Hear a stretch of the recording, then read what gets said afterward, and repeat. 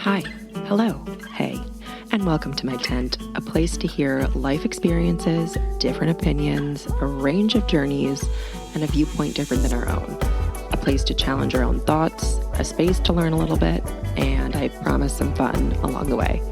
I believe we're better when we let a range of people into our tents, so welcome to mine.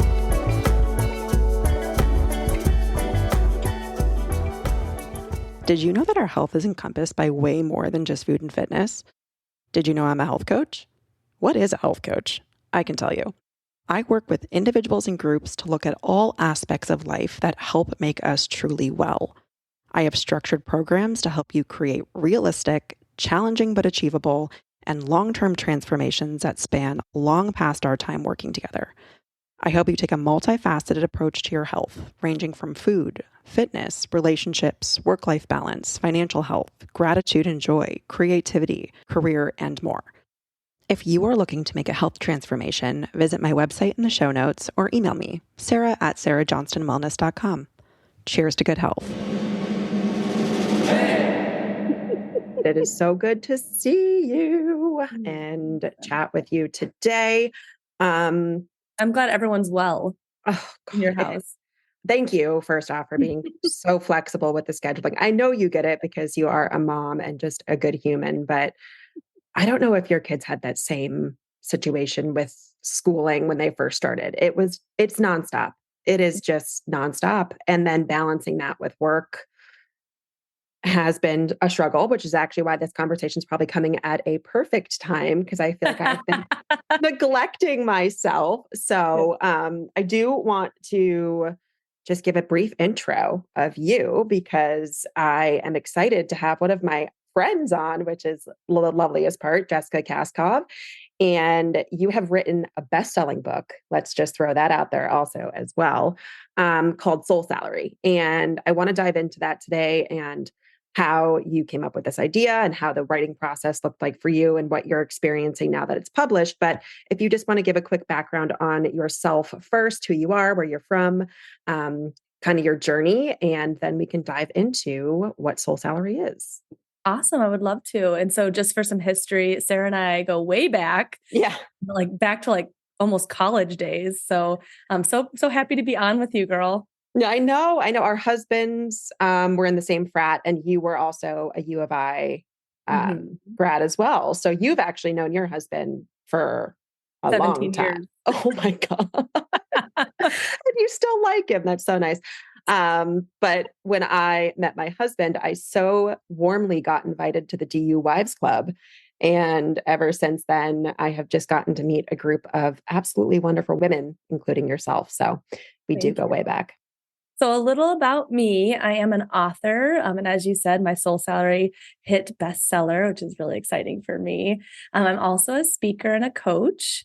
And my lofty goal in life is to be a thought leader. And I want to make a profound impact on the world. I want to spread so much love and joy that it makes a huge impact. So that's a little about me. I love that. And I feel like that is going to be not a lofty goal. It's going to be very achievable for you because you're just such a wonderful, warm person. So we are now talking this book. Your book, Soul Salary, has been published and hit on the bestseller lists.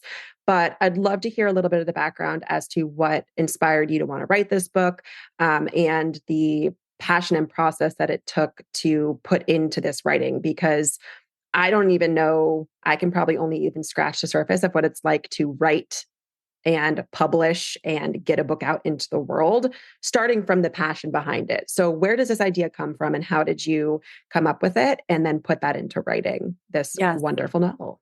Yeah, I love that question. And I think I need to go back a few steps to a huge change in career. So I worked as an industrial engineer in a Fortune 500 company for 15 years.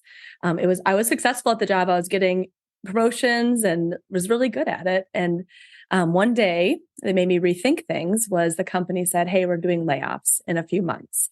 And I said, "You know what? I'm not sure if I'm going to make it this time. I'm going to do some self-discovery." So I looked back at really what was my lasting impact so far in the 15 years. And I had worked in 2 internal manufacturing plants, and both of them were now closed.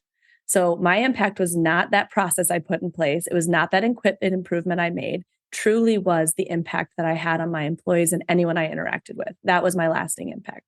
So that was pretty eye-opening to me as an industrial engineer, really focused on processes and equipment. Right. But I also had my people side. So I was proud of that impact that was left. And then I looked at what was my most rewarding role. And it was not department leader or, people leadership within the company.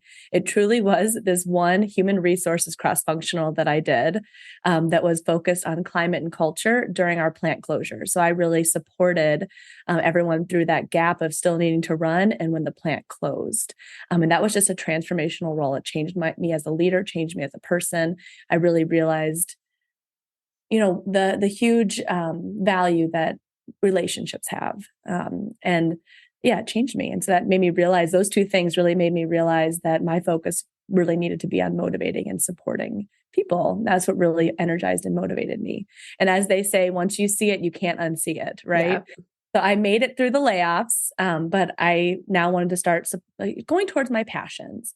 So I pitched a part-time role, and that's not something that's normally done in 24/7 manufacturing. No.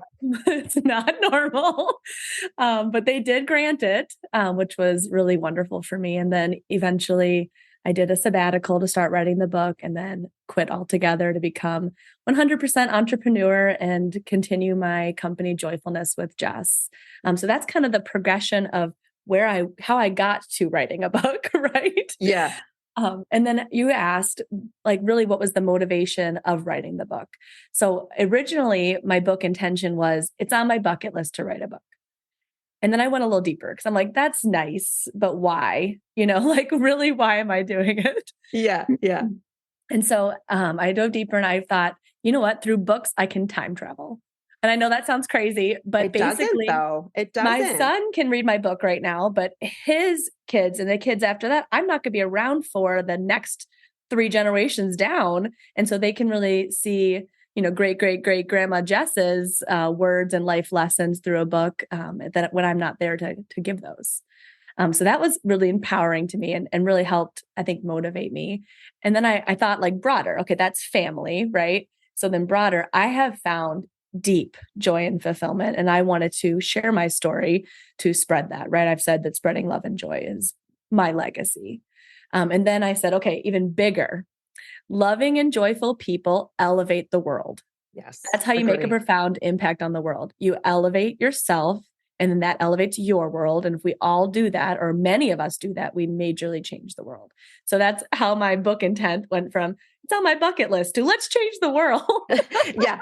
You're like, let's just go from a cute little idea to an actual full scale, but it makes sense. And I think what I love about your story and where a lot of people find disconnection, I know I have, is they're finding quote unquote success at a job. They're getting paid, they're getting promoted, but they're not really taking a step back to think, is this actually what's making me happy? And I've had to do a lot of self-exploration over the past couple of weeks of just what am I doing? What actually makes me happy? Sure, money pays the bills. We all need to pay our things. My son needs to get fed and go to school. But at a certain point, there's a disconnect between salary, tangible money, and this thing that you're calling soul salary. And that is what you detail out in your book, which I appreciate in a very kind of tangible process. And there's different sections that align so well to my brain. So how are you thinking of soul salary versus salary? And what's the distinction between those two types of currency? Oh, that's a great question. So this book is really my engineering brain, which is the process part of the book, and my people brain, which is the self-help part of the book. So it's really not the financial salary, like you said, Sarah. It's not the financial salary that you earn from your career or job. It's the salary you pay yourself. Mm-hmm. And so what I define soul salary as is the value your soul receives when your time and energy are in alignment with what feels joyous and fulfilling. So that's what soul salary came from. And my book is really structured, as you said, in that process format. And I love it. Thank you. Yes, this is, for me, I'm just I need someone to tell me what to do. And look at this beautiful outline. It tells me what to do. Oh, thank you so much. So it starts with, what is your soul salary? So we need to actually calculate, what are you paying yourself right now? Are you paying yourself not minimum wage, middle class? Are you a high earner? Like, let's figure out where you're at right now. And then I do subcategories into where you're at in joy, where you're at in fulfillment, where you are in basic needs. So that's just the beginning. You start with a baseline, right? And then I go to a chapter that you're not allowed to leave that chapter until you've done it, which is called Demand Minimum Wage. It's the law. So you are the CEO of your life. If you didn't know that, you are the CEO. It's not anybody else. Don't. I think a lot of people don't know that though. And in theory, it seems simple of I have control over me. But as we get older, all these other factors start coming in. You become an employee, you become a mom, you become a spouse, whatever the case may be. And the way that I think of it is we keep adding to our plates. And that is actually taking currency away from us. And we don't really stop to think about if we're replenishing that within ourselves. So that chapter is huge because I would take a safe bet on the majority of people are not paying themselves minimum wage. In fact, they're probably paying themselves nothing. Oh my gosh, that's a good way to put it. Yep. So it's a good chapter. And what I would say is like, what's interesting is a lot of times you haven't even stopped to reflect on what to even ask for or what step to change. We're just so much in the grind and the hustle. You're overwhelmed and overworked that you don't even have the moment or don't take the moment to say, what is not working? What would I like to change? And then change it, because this book helps you kind of pause and do that assessment, because it's not necessarily easy to just decide what to do. Like, there's this reflection period, kind of like I did when the layoffs were announced. I was just in it. I was like, I'm going to retire from this company. Like, that's what I'm doing. And I took that pause and realized, oh my gosh, how interesting. It's not actually necessarily the engineering that lights me up.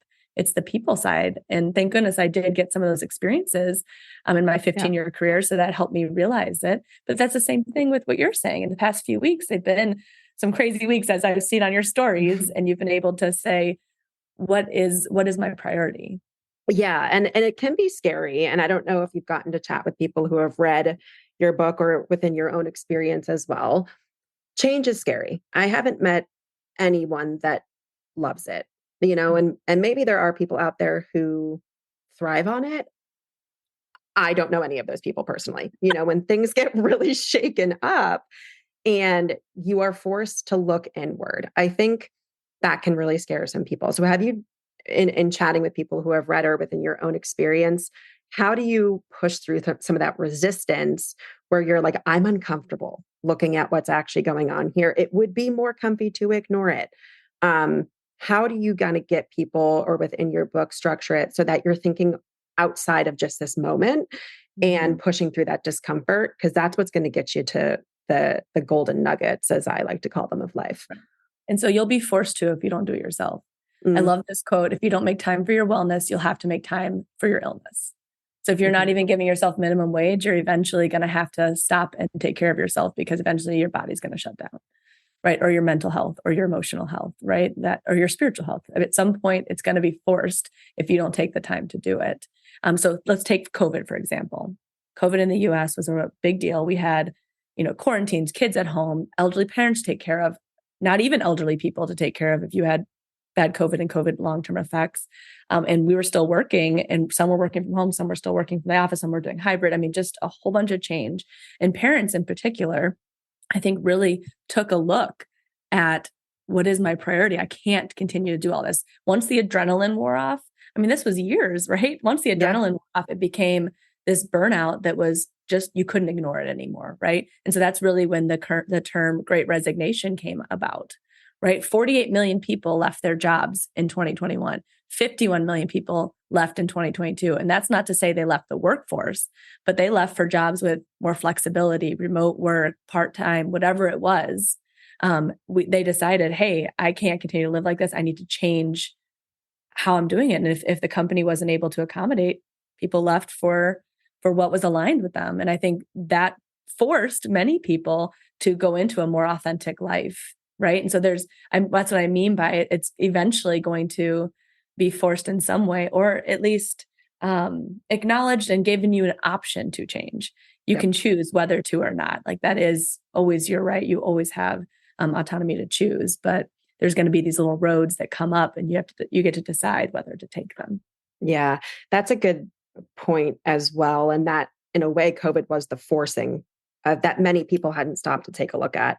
I know I went from in office 100% of the time to work from home completely and totally. Duke's now in more of a hybrid situation, but I actually realized I like the work from home thing. And I didn't think I was going to. I resisted it myself when I was like, oh God, this is actually a long-term thing.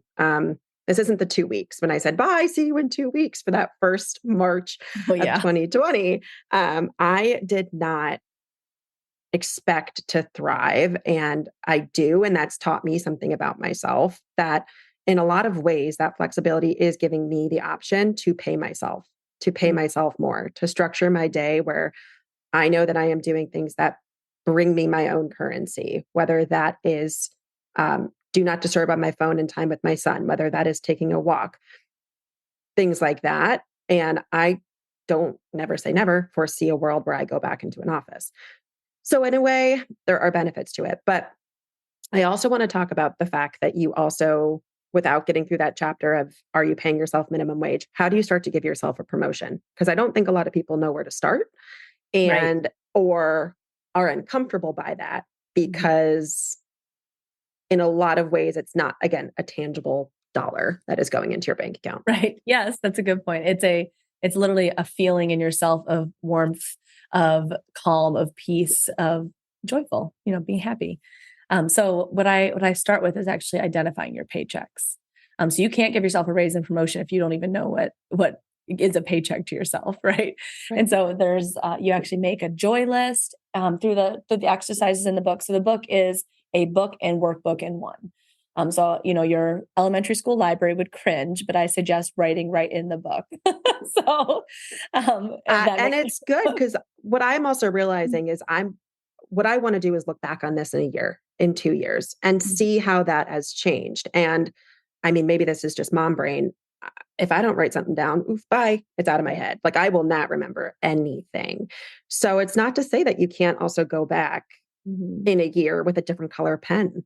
Well, I actually have the entire workbook at the end. So a whole nother workbook to do an annual review. Yeah. So I call it like your annual review. Just like at your job, you get an annual review. So you should do an annual review at a minimum for yourself for your sole salary job. Right. So anyway, you look at your paychecks, which is your joy list, and you create your legacy statement or what fulfills you, right? A legacy statement is kind of how you find life fulfilling. So we go through a bunch of exercises to determine that. Those are your paychecks. And then once you have that, you can start doing raises. So example of a raise that I did through my journey was ask for part-time, ask for the sabbatical.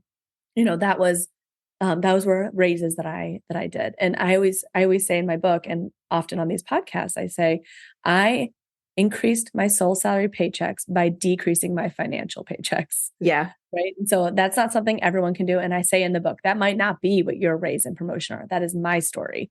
Right. And so that was how I gave myself a raise or many raises. Right. I also went to night school to become a life coach. There's just all these steps that I did. And then my promotion, which is really once you're done with low hanging fruit or ready for a big change, those are like, I am starting or ending a relationship. I'm going on a move. I'm quitting or changing my job or my career. It's those, or I'm expanding my family, et cetera.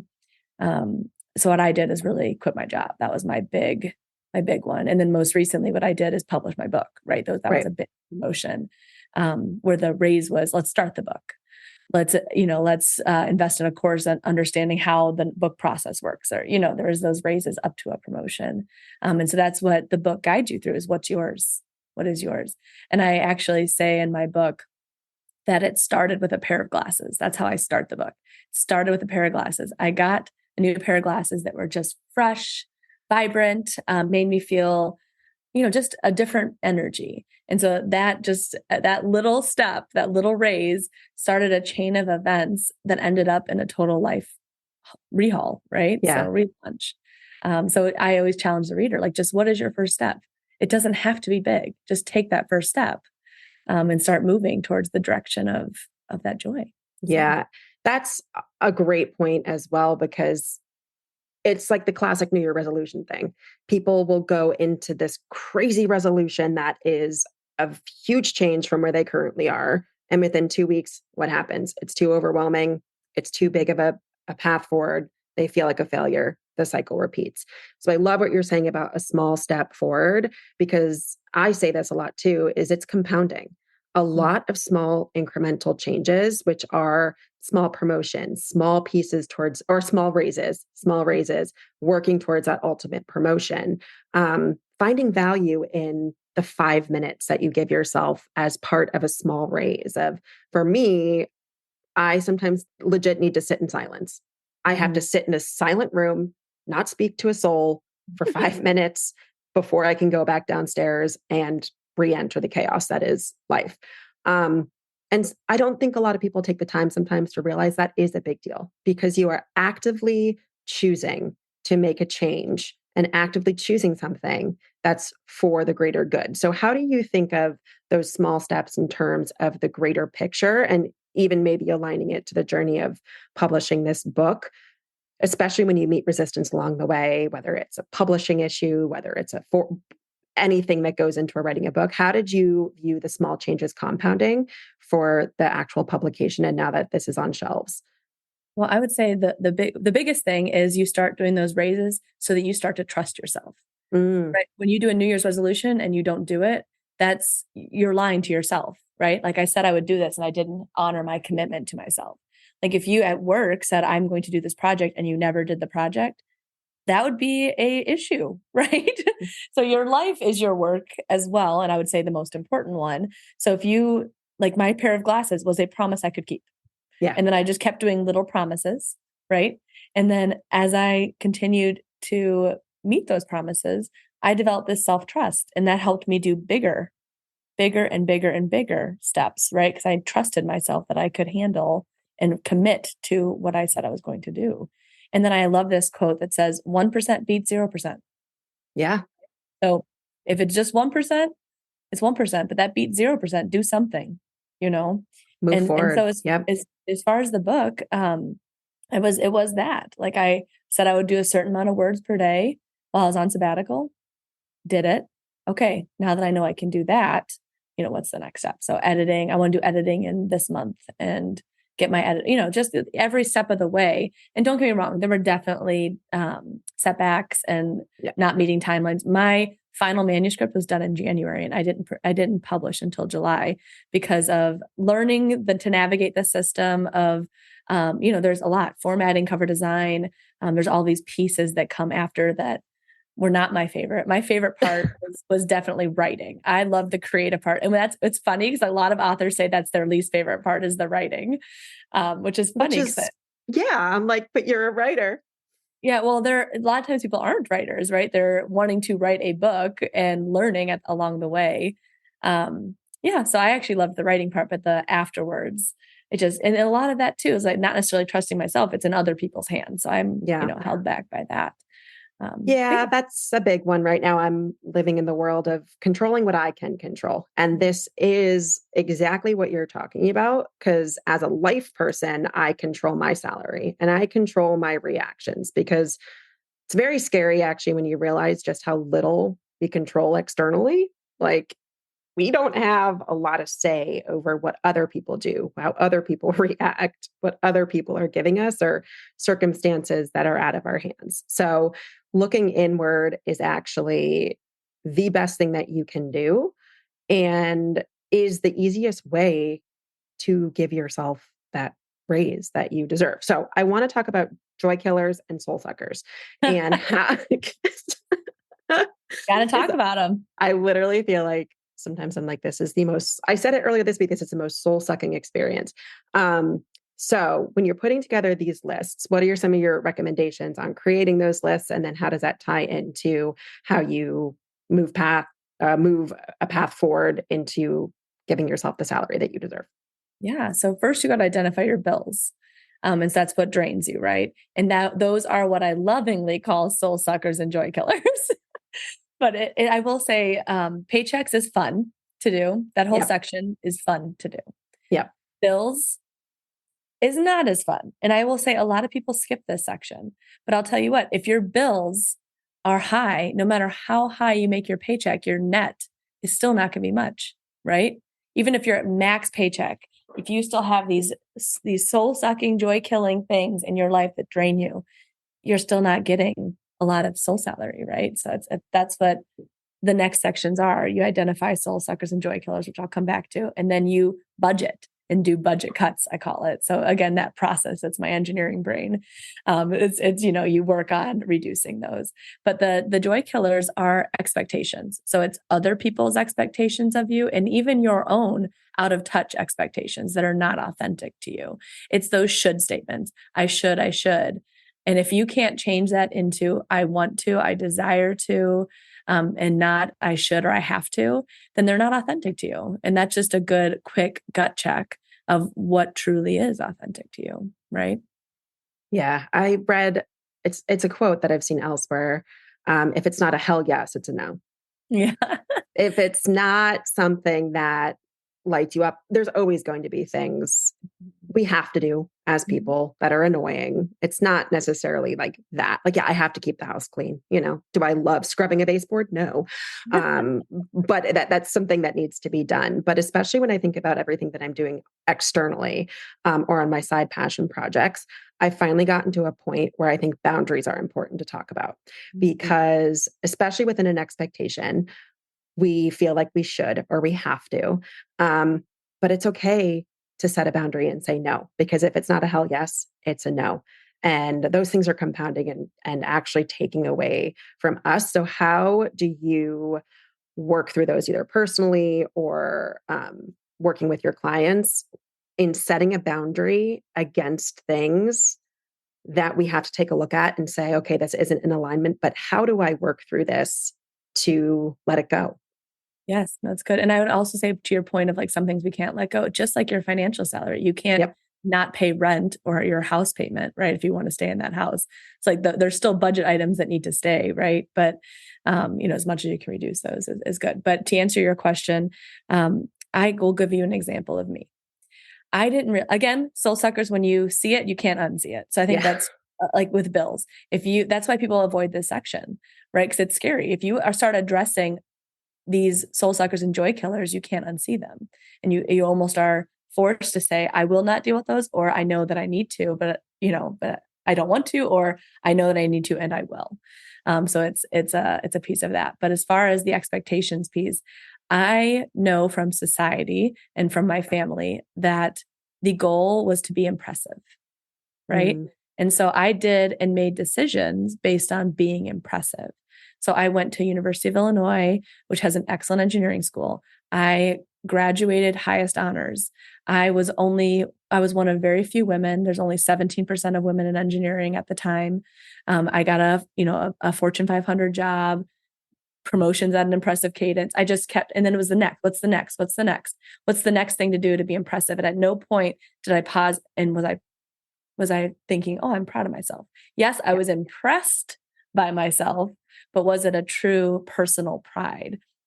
And so, looking at that, one of my exercises is, what are you proud of? And I say, it is not what other people would be proud of you. What are you personally proud of? Right. And so that's interesting because my personal pride answers were very different. They were, I'm proud of how strong I was in childbirth for my second. Even though it ended up in a C-section, I was trying to do a VBAC. I am so proud of that. I am so proud of that HR cross-functional role that I did, and that's not necessarily the most impressive role. Definitely wasn't the most impressive role by societal standards that I had at my Fortune 500 company. But, it's really looking at, again, what's authentic to you. And it's not what makes other people proud. It's what makes you proud. Yeah. And I think it would surprise a lot of people if you're thinking the way that I actually do this with clothes, but then I translated it to my life. When I'm doing a closet purge, a split second decision, yes or no, goes in the piles. I go quick through it because usually that first reaction is the right one. And then sometimes I'll evaluate the piles at the end. But if someone was to ask me and I had to answer within 1 second, I think I would surprise myself at what I said, because what I think I should say is my job or my salary or how much I make. But if I was to answer quickly, being a mom, who I am as a mom, how I want to raise my son, those come up first. And so I think this section surprises people, if I am to take a guess, because what they think and what they say might not be the same thing. And that can be scary. But like you said, when you're proud of that HR cross-functional role, that has now led you to understand you find deep fulfillment and joy of working with people and helping people. And now this has spurred you in a completely different career. So do you find that a lot of people are surprised by what comes up and then Absolutely. confused about how to kind of manage that? Yes. Oh my gosh. Yes. So there's this one section that is very open-ended questions. And it's something like, oh, one of the questions is, what is the most significant thing you could do for your soul? Very wide open. But when you start writing, I mean, some of the things people came up with. So example of some of my coaching clients. One person said, I want to move across country. Another person said, I want to completely change my career. And one person said, I'm considering divorce. Like there were some things that just quickly come up when you answer these very open-ended questions that are huge life changes, right? Or I want to live off the grid. I want, there's all these like really big things that come about. And I have a moment like that for myself. I was in a group meeting for like our team meeting for my old company. And we always do a question of the week. I led it. I would always do like a question of the week to get to know each other, whatever. This time my manager and I had picked the question together, and it was, what's something still on your bucket list that you haven't done? Mm-hmm. Would like to do. And I completely had an answer. I was like, I want to go to the Mediterranean on a cruise. I want to go to Alaska. I had an answer ready because I knew the question. And what blurted out of my mouth was, I want to retire early and help people. And I was like, Whoa. Did I just say that to my boss? You're like, I want out of here, lady. Oh and it was one of those moments that shocked me. And then I had like panic after. But I think it was my true self saying something that obviously was what I truly wanted. So It's the list that scares us sometimes, that we tuck away for a rainy day. I feel like, and that rainy day never comes. This podcast is my example where I felt this pull for years and just ignored it and ignored it. And finally, one day I was like, you know what? The worst that can happen is things go wrong and I figure it out. People say no to come on, whatever the case may be. And I have found such joy and fulfillment from this. It generates no money. I don't have ads on here. It is just purely something that brings me joy. And that's to your point, where actually doing something that's not financially in the bank increasing has brought me more joy and peace and self-development and self-growth than I realized. And there's tremendous value in that. And it it's probably is scary, but it's worth it, in and my it's opinion. tremendous value you're giving your listeners. You're saying for yourself, but like think about the impact you're having on them, right? Right. And in a way, I'm selfishly able to have these conversations. To me, I have fun. And it's funny. I mean, Duke personally, and he thinks that what I do for a living is a nightmare. He's like, you have to speak to people all day. That's awful. We're so different.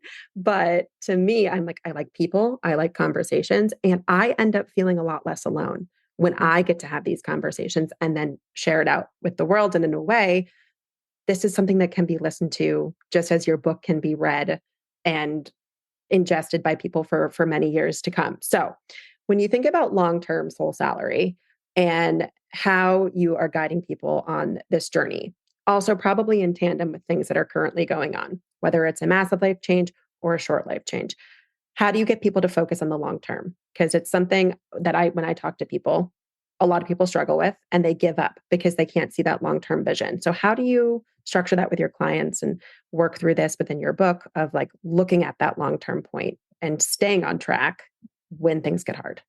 Absolutely. That's a great question. I would say when you look at your paychecks, the legacy statement. So that's how it makes you feel fulfilled, excuse me. Really making a robust one. And again, it can change over the years, but making a robust one, it makes it very easy to say what's a hell yes, right? Mm-hmm. Is it in alignment with my legacy statement?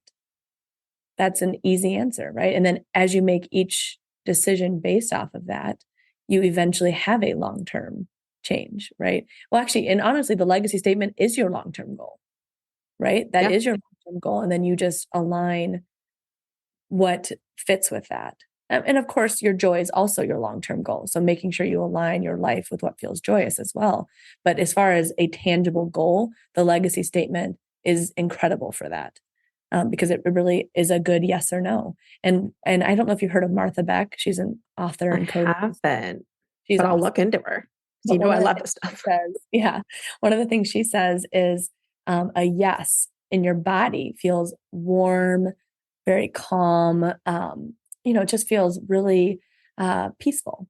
And then Mhm. a no in your body feels panicky, fearful, like, oh, I got to make this decision right this second. I mean, just like there's this panic moment, and kind of heart racing, and just you can start to listen to your body, get into your body and say, ooh, this is what, like, I know this is a yes for me. So let's figure out what that feels like in my body. Like, I know that I definitely want to do this podcast. Let me just think for a minute.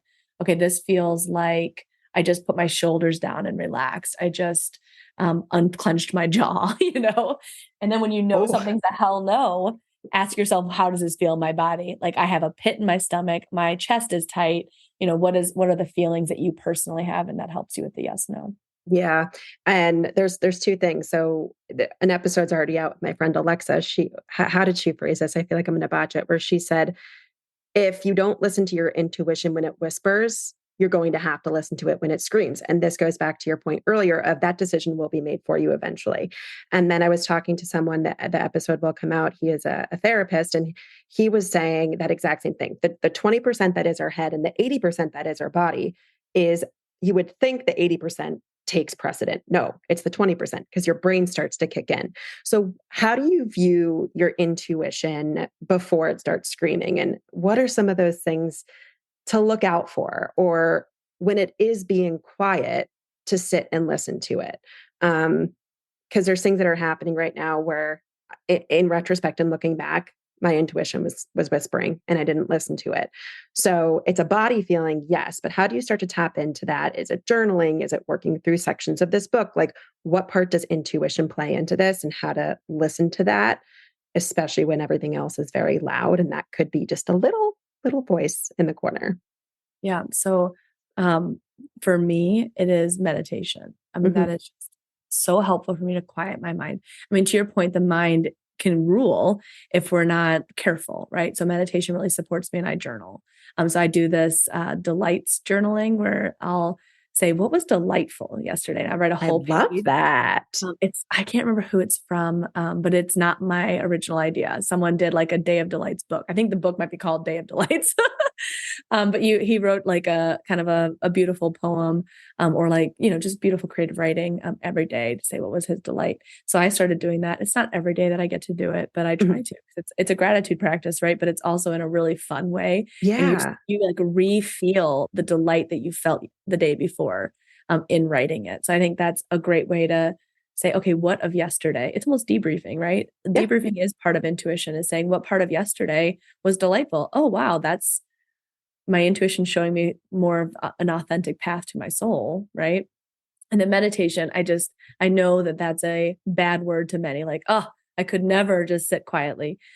I would challenge that you try for a minute, right? I mean, Mhm. try, just do something. And in my social media, I actually show the easiest meditation I know, which is, even if you're just on a walk or seated at your desk, it's to use your five senses. So look at something you can see, you can hear, you can taste, you can smell, you can feel.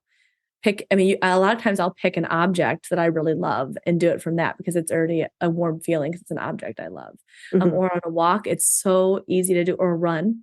It's so easy to do, to just be aware of your surroundings and not just focus on the pavement ahead, really being present. And being present is one step towards meditation, right? I mean, if you can do that for a few seconds, you can work up to a 1 minute meditation, a 5 minute meditation. I think Yeah. that's when you can listen to your intuition whisper. When I do my meditations or even shower, a lot of like new ideas will come to me. I know people say that, but it is so Yes. true. It I, is I so do true. my best thinking. I also, the other day, I was like, Duke, I'm going to go shower because I have to cry. He was like, off you go. Because I love crying in the shower. It's so good.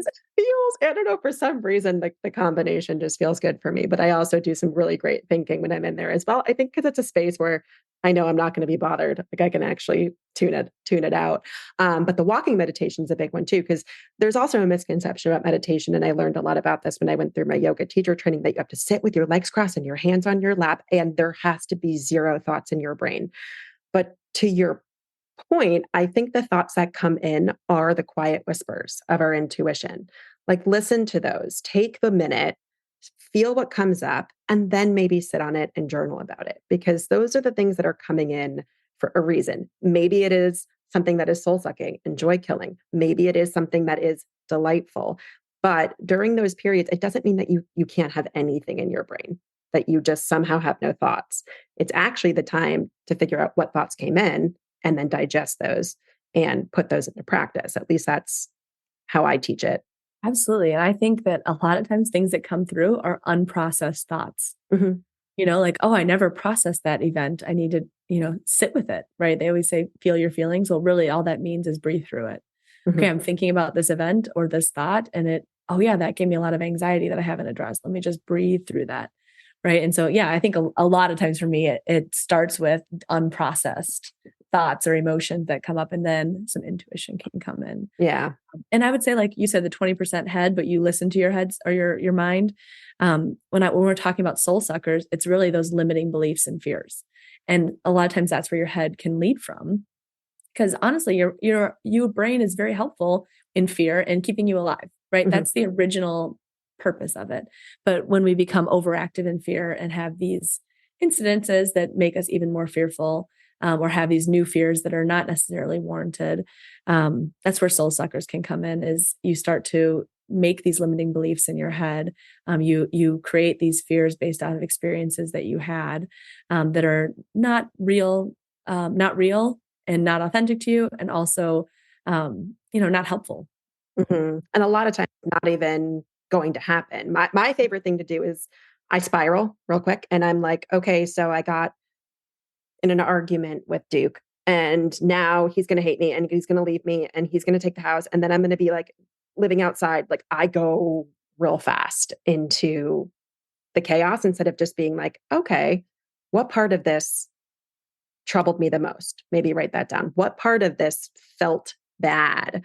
Think about it. Like take a breath, Sarah, take a second. Not everything needs to be a catastrophe.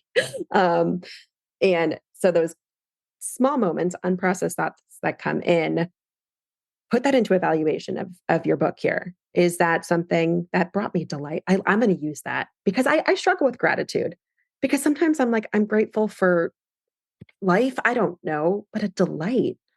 I'm going to start It could that. be little things like my grilled cheese had the perfect melt, Hell yeah. It was the perfect brown crisp. To be honest, I feel like all mine are going to be food related. It's just going to be like, hey man, that actually, and what does that tell you? That you find joy in excellent food, like that's really a great insight. Yeah. Yeah. And it's data. So as someone that loves data, I work in data, I live and breathe data, I'm fascinated by data. That's also another path you can take. Like it is a data point for you. Anytime that you feel, it's a data point. Anytime that you have a reaction, it's a data point. Mm-hmm. And all of this can be put into how you're thinking of your life to pay yourself the absolute most mm-hmm. that you deserve. So within that, how do you know or sort of evaluate, once you've gone through all this process, checking in with yourself to ensure that your paycheck is still staying net positive? Yeah. So what I suggest is take the what is your soul salary quiz again, mm-hmm. right? So like you could say, okay, now where am I? And then based off those subcategories, you could say, oh, I'm really high in joy. I am low in fulfillment, but I'm high in basic needs. Okay, so let's look at the fulfillment side. How do I increase that? I'll go back to the legacy chapter. I'll go back to, the soul sucking chapter, because that's aligned with what's not aligned with fulfillment, right? Because you have the joy list and then you have the joy killers. So those are together. You have the legacy list and then you have the soul suckers. So the soul suckers often, those limiting beliefs often stop you from going towards your legacy. Your fears, often stop you from that. So I say like, hey, if you're low in these, go to these chapters. It's an easy way to do it. And if you find that you're still minimum wage, I have an entire workbook at the end. Like I mentioned, just start over. get going again, like not start over, but continue the process. Right. So Right. let's Constant reevaluate. evaluation. Yeah. And the work never ends, which can be a little bit daunting. And that's not something that a lot of people, I think, like to hear when I'm working with them as well, is there's no quick fix. And I know that sucks. People that want to come to me for fitness, how do I fix this within 2 weeks? You can't. Anyone that's probably working with you as well in terms of wanting to better their life for the long term, it takes work and it takes a lot of evaluation as you go, with the willingness to make changes. So how do you view making a change on something like, ooh, I thought this was going to work. It doesn't really seem to be going my way. What are some steps or some recommendations that people can take to say like, hey, it's okay. This is data. This is information. It's okay that it didn't work out. What is something else that I can do? What are some recommendations that you have from a coaching perspective and from your book's perspective? Well, two things. One, Magic School Bus, Miss Frizzle. Make mistakes, get messy. Like that's Miss Frizzle 101. So. That's a true mom answer. I love that so much. And then number two, in engineering, I'm going to go back to my engineering hat. Yep. We often have a process called PBED, and I'm sure a lot of corporate places do. So PBED stands for plan, brief, execute, debrief. Okay, you've now executed. You planned something, you briefed it before you executed it, you did it. Now debrief.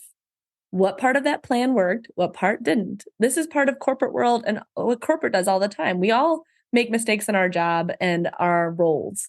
So you can't expect it to be perfect as you go on this soul salary journey. So for example, I went down the life coach path, right? That was my first path. And then from that, I realized I fine-tuned my legacy statement. I want a profound impact on the world. And I do still like coaching one-on-one, but that is not as fast or as wide of a reach as a book. So a lot of my coaching now is through my book and speaking, because that's broader audiences. And I know that's closer to my legacy statement. Right. And so, yes, I really use what I learned in coaching, because that was incredibly helpful. And I use that in writing my book and all my interactions with people now. However, one-on-one clients is not my number one branch of my business. Which you thought it would be. And I thought it would be my 100% of my business. Right. Yeah. And so, again, that helped me. And it was a stepping stone, but it is not 100% of my business today. So I debriefed and said, what do I love about it? I love all the principles. I love the principles. And I know I can have a really big impact with that by broadening my reach. So the book, digital courses in the future, speaking, those are kind of the ways that I'm ideating. I'm sure there's many more on how to reach a broader audience. Well, these podcasts, look at you go. You've been doing so great with your podcast tour as this has gone. I do, because I love it so much, want to talk about the dedication of your book to Riley and Parker. Remember to follow your joy, and that weird is a compliment. Yes. I love that so much. And where did that kind of come from? Because as a fellow weirdo that embraces every aspect of it, where did that come from, and how does that show up in your life?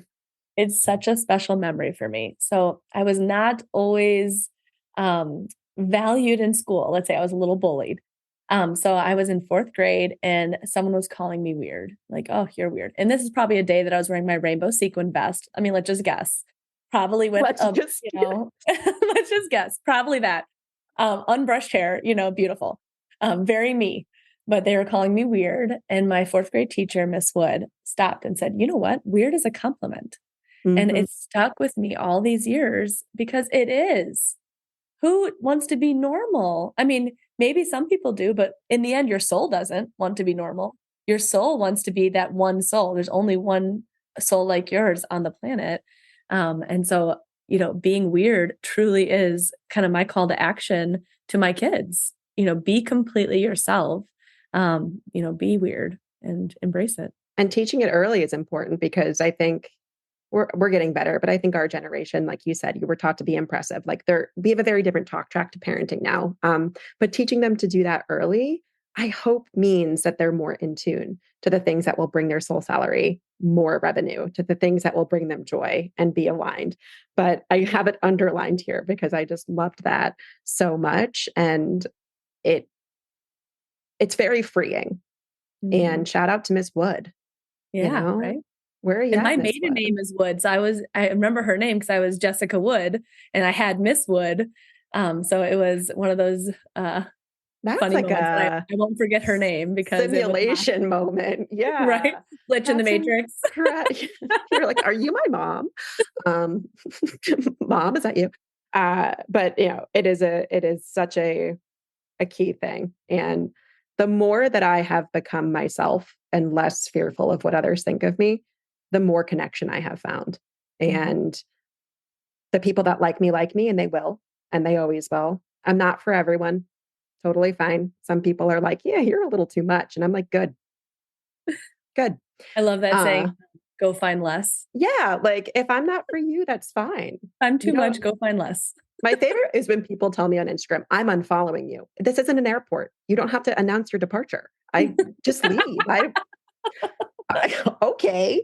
I don't know what you want me to do with that statement, but it is a great message to the world. Be weird and pay yourself highly. So where can people find you, find your book, find everything about you, plug yourself away? I will also tag it all in the show notes. But let us know where we can find you. So Soul Salary is on Amazon. It is now available in paperback and ebook.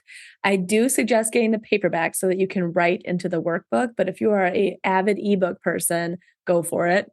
I put that out just for those avid ebook people. There are some, yeah. So yeah, it is on Amazon, and it is also, you can find the quiz and the book and everything about me really at www.soulsalary.com. And so that's where, again, like you can take the quiz without buying the book. You could say, where am I at in my soul salary right now? And then you can say, oh, from that, I do want to buy the book, or I'm a high earner. I don't really, need to buy the book. So God bless you if you're a high earner already. I don't know. Maybe a bold statement. I don't think anyone is paying themselves enough. Yeah. Ever. And if they are, there's always some work that can be done. So I would also maybe take a gamble on, if you're saying that you're a high earner, maybe evaluate. Yeah, that's a good point, is maybe you're out of touch with, true joy and fulfillment. Yeah. Yeah, that's a good point. But I will tag up everything. Jess is also wonderful to follow on Instagram. I'll make sure to tag her Instagram as well. I am so proud of you.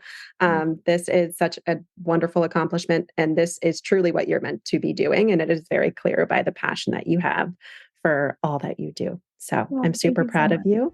And I'll tag everything up, and go follow Jess because she's the best. All right, my love. I will talk to you soon.